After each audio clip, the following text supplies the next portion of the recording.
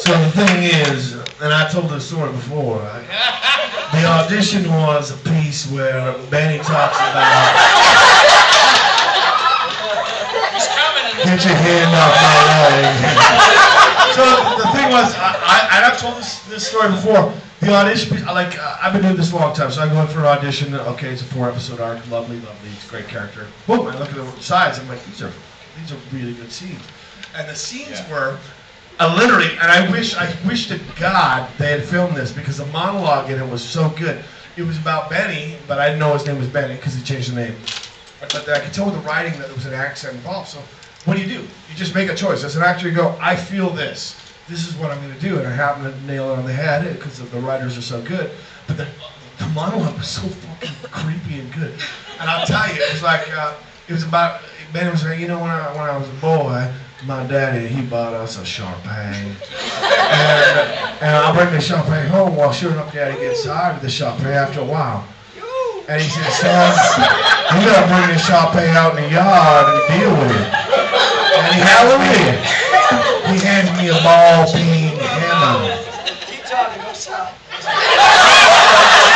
So I'm gonna switch hands here. Anybody got a flashlight? The whole monologue is Benny telling about a story about how his dad bought a Sharpay and his dad sent him out in the backyard with a ball-peen hammer to get rid of the Sharpay.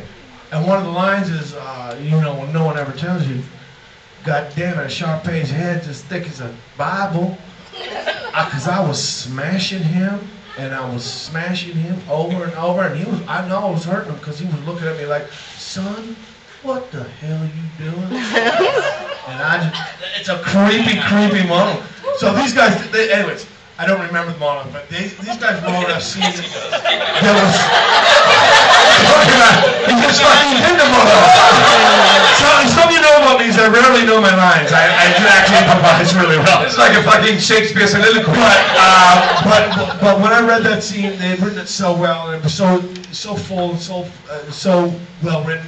I knew in my heart that he had an accent. Absolutely. And he was like jambalaya. And I think it was one of those cases where like they just went, yep, that's him.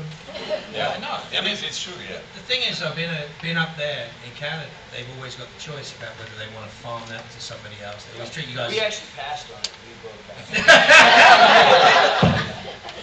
But that's the thing.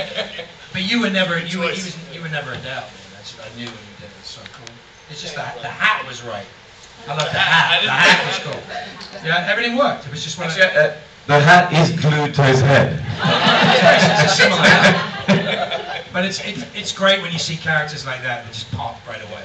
My favorite moment he did in the whole thing is the head by the cake stand. It's just. I'm sitting there going. It's one of the best moments in the series. It's absolutely one of the best moments in the series. But the speed, what scared me is the speed. He seems like a crusher you'll fuck once in a while. The speed in which you move is terrifying. Because it's the fact that we all know he can move. And he's choosing not to move and sacrifice himself for his daughter. And it's just the look on your face. And the cake stand next to your head, the pie stand next to your head, and all that stuff. And it's shot beautifully. It's just sad and miserable, and it's just the knowledge of your own death. The knowledge of your own death is... That's the sweetest thing, not only have you ever said to me, that I've ever heard you say. and I'm saying it like good acting. I always heard Mark about being the crusty old English guy, but that's the sweetest thing you've ever said. It's a fact. Thank you, brother. I mean that. Thank you. And this is what comes back to, they pick who they want to pick. It's a show that's been on for now 9 years. They don't pick just anybody. It's a sort of sacred trust. They're going to bring somebody into the show.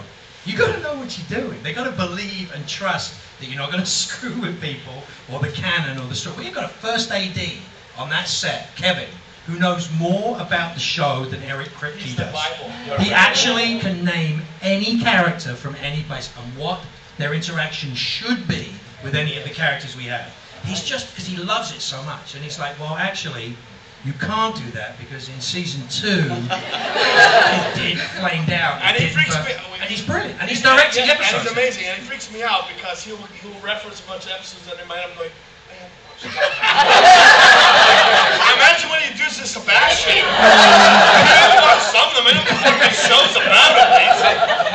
auditioned before for Supernatural? I did. I took care of it. Oh, you I did? played a. Oh, you did Ironically, another one, yeah. I played another vegetarian vampire in season 2. Oh, you did? Yeah, you did. You were early on. Because I auditioned for Crowley, and I auditioned for Lucifer, and I auditioned for another one. But it's true. What he's saying is, when he came in, I can't imagine anyone but not being Crowley. You're Steve Balthazar. It's the same thing. I Same wouldn't play thing with Balthazar. Mark Pellegrino, you know. Pellegrino's the best saint. And I can't imagine anyone playing Balthazar with me. That's true. But you look at everybody that you know, It's Rob really- Benedict. I mean, it's you look really at Chad Lindbergh. These guys, they're all Richard Spade, Trickster. It's like All personalities. they're all alphas, and they're all smart, and they're all interesting actors, and they're all guys that have done really, really well with the characters that they're given. And it's just it's a kind of sacred trust. I hate to make it sound like a big deal. But that's why it would be really fun, just for that reason, because now we're such good Bring us friends. all back. No, it'd be We should be great on to a have boat. one episode. We should all be on a boat together, sitting there. One episode. No, we should all be at a convention. A convention, It'd be that would be great. really- That would be amazing. All right, so we are officially over. No. Hey, this is our panel. This is our panel. We'll tell you when it's done, all right? Back up. Right? Hold it. I'm not offended. We're getting through these two, but let's make it fast. It's through. No, let's not make it fast. Let's make it good. It is a good one. It's for you. Oh, let's make it really slow. It probably will be Because I something gotta that involves pee, a story because you love to tell stories. What's up? I wanted to know at what point you decided to transition to acting from being in a band, and if your dad had anything to do with it. No, my dad's an actor. I was a musician, and I remember the first. Wonderful actor. Yeah, absolutely. I worked with his dad. He's great. He also scared me when I was 8. It's always good. In It scared me Elvira. when I was 8 too. My father was Mad Animal in Marat Sade on Broadway in '66. So there was pictures of him with his eye turned inside out in a straitjacket. When I was a kid, I used to go to school and kids would come up to me and go, "Oh yeah, I saw your dad get beaten up on TV again last night." He was always the villain in British TV shows, which is really good. But my dad directed my father, worked with my father. We played the same character in Doctor Who. Obviously, we played the same character in Doctor Who. He's an 81-year-old working actor. He does everything from Dexter to Mad Men to Always Sunny. He's in everything, and he's fabulous. All the cast of Star Trek and everything else. He's a great guy. But I didn't want to be an actor. I was a musician, and I remember. So you're saying you're failed? Well, I did. Fuck you, you failed musician. Failed musician over here. But I was a successful musician. But as my dad had said, Fuck you, man. he goes, if you fell in the river, you come out with a fucking salmon in your mouth, which is a lovely thing to say. But yeah, It's European. You can't. certainly not French. You have no salmon in it. Yeah, exactly. You smell Oh, we have some more. Oh, God. But That's salmon. the thing is, it's all telling stories, and it's funny when you talk about any of us that have anything to do with music or theatre or anything else. It's just the telling of stories. That's all it is. Music at its best is the telling of stories. Theatre at its best, the telling of stories. Art, anything makes no difference. But what we are, where we're privileged, and where we are special, is that we are being paid to follow our passion.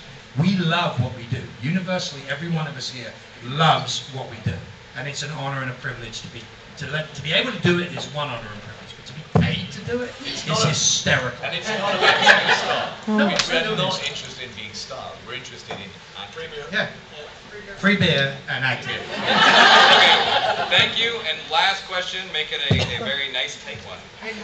If you say That sounds rather naughty. But I like it. that'd be a bad description of a fart. Nice, tight one. So I think this is the last. Yeah. We got Okay. this. We got Well, this. I think this is a good way to end this. That's not Oh, You guys- we'll be the judge of that. You guys know what this is. You know what the symbol is on my shirt. It's a t-shirt and breasts. He sees his breast. He sees the black outline of your bra. What are you saying, guys? Sorry, that's what I was looking How old are you before we continue this conversation? Okay. I want to see ID right now. Drop your ID. ID. What's the age of consent? Pennsylvania, 13. I don't know what the question is, but we're really glad you came up. Yes, so yes, show us your t-shirt again. Yes, This yes. is the angel vanishing symbol Yes. from the show. the sigil. I think you guys are all angels. Ah. That's I'm trying to get the end of the panel. That is a nice end. Thank you very much. Thank you, buddy.